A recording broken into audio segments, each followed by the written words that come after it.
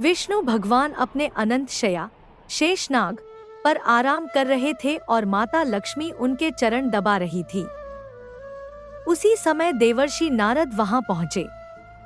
नारद मुनि हमेशा भगवान से कुछ नया जानने के इच्छुक रहते थे। उन्होंने भगवान विष्णु से कहा, हे भगवान, मुझे आपसे कुछ विशेष प्रश्न पूछने की अनुमति दें। भगवान विष्णु ने मुस्कुराते हुए कहा, पूछो नारद, तुम्हारे मन में क्या जिज्ञासा है? नारद मुनि बोले, हे स्वामी, मैंने सुना है कि श्री कृष्ण जन्माष्टमी की महिमा इतनी महान है कि उसका एक व्रत 100 ब्रह्म हत्याओं के पाप को नष्ट कर सकता है या फिर 1,00,000 एकादशी व्रत का पुण्य देता है। क्या यह सत्य है? भगवान विष्णु ने गंभीरता से उत्तर दिया, हे नारद, श्री कृष्ण जन्माष्टमी का व्रत और इसका महत्व अत्यंत अद्वितीय है। यह केवल एक धार्मिक कर्म नहीं है, बल्कि भक्तों के लिए एक अवसर है कि वे अपनी आत्मा को शुद्ध करें और भगवान श्री कृष्ण की भक्ति में लीन हो सकें।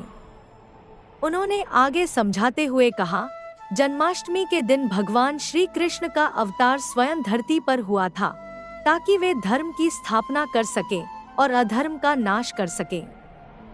जो व्यक्ति जन्माष्टमी के दिन श्रद्धा और प्रेम के साथ व्रत रखता है, वह केवल पापों से मुक्ति नहीं पाता, बल्कि उसका पुण्य अनंत हो जाता है।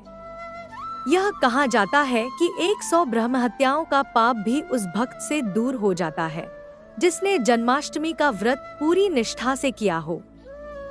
और हाँ, इस व्रत का पुण्य 1,00,000 एकादशी व्रत के बराबर है।